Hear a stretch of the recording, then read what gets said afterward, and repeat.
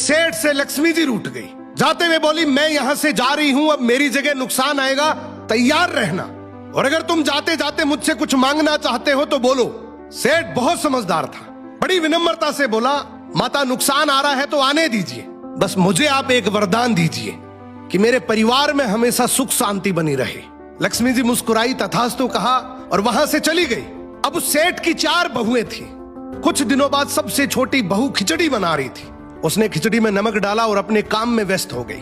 तभी दूसरी बहू आई और उसने खिचड़ी को बिना चखे ही और नमक डाल दिया और वो भी अपने काम में व्यस्त हो गई। ऐसे एक एक करते तीसरी और चौथी बाकी की 2 बहुएं भी आई, उन्होंने भी खिचड़ी को बिना चखे ही उसमें नमक डाल दिया।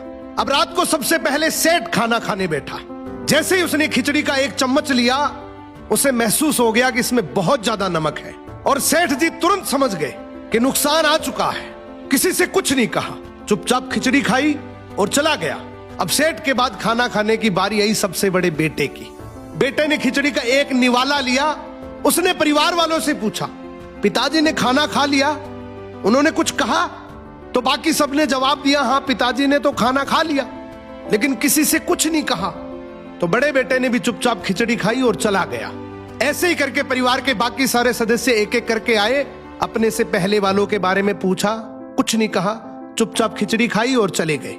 अब रात को सेठ जी सो रहे थे, सपने में नुकसान आया और हाथ जोड़कर बोला, भाई मैं यहां से जा रहा हूं, मैं यहां नहीं रह सकता। तो सेठ जी ने पूछा, क्यों, क्या हो गया? नुकसान बोला, तुम सबने मिलकर 1 किलो नमक खा लिया, पर मजाल है कोई किसी पर नहीं चिल्लाया, किसी ने गुस्सा नहीं किया, सब शांत रहे।